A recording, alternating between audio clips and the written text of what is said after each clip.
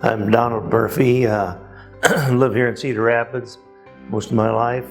I'm retired right now. When I was working, I was a professional land surveyor. I've still got a remnants of a family farm, which I kept the buildings. We sold off the rest of the land off of our original farm, and I kept the old barn and the old corn crib. My wife says it's a man cave, but I'm I'm in the process of trying to restore a lot of the things to keep it from falling apart. And those are some of my projects that I like to work on, between that and keeping the lawn mowed and weeds down and all that type of stuff, landscaping to make the place look nice.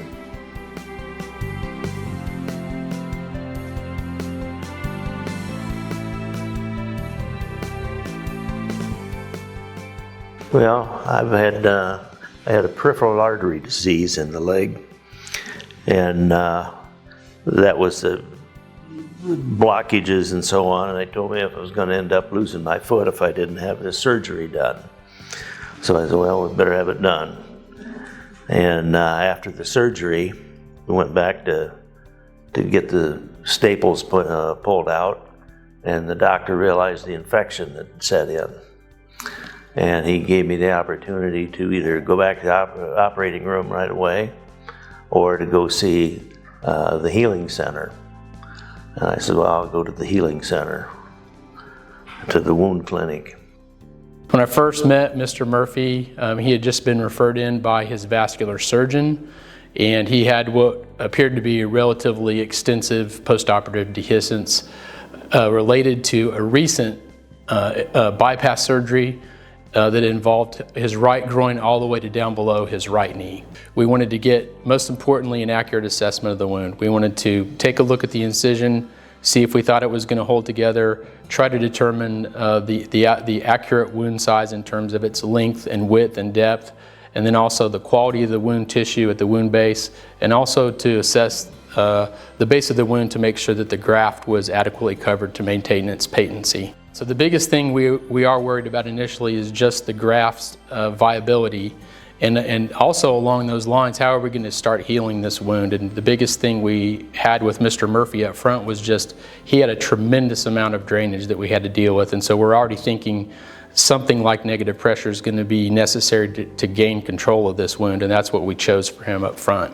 We started Mr. Murphy on the Activac just due to the size of his wound and the amount of drainage, realizing that we would need the larger system to rapidly gain control of the wound. In terms of transitioning Mr. Murphy from the Activac system to the SNAP system, this is a situation where we've got a gentleman who has a very serious wound. He's had a relatively extensive wound care course for a month that involves a lot of dressing changes, a lot of canister changes.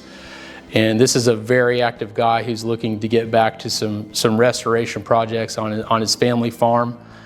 So we were absolutely thrilled to be able to offer him a transition to the SNAP system.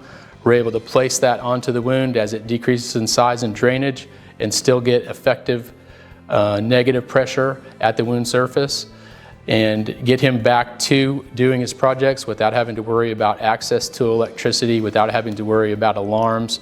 Really nobody knows, at the grocery store or at church that the system's even on. It's in your pocket, and that's one thing in particular that he was thrilled about, and more importantly, it worked. When I was using the larger unit all the time, I'd have trouble getting in and out of my car, and just because of the bulkiness.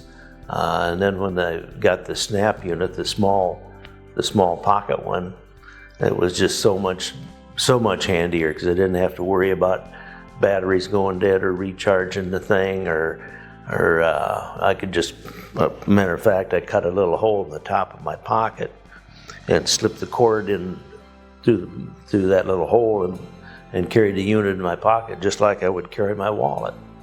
And I just had all my hands free and just nothing to worry about. Well, my leg now is fine. I've got a scar, but the leg is all healed and fine, and no problems now with this leg, thanks to that wound vac and the SNAP unit.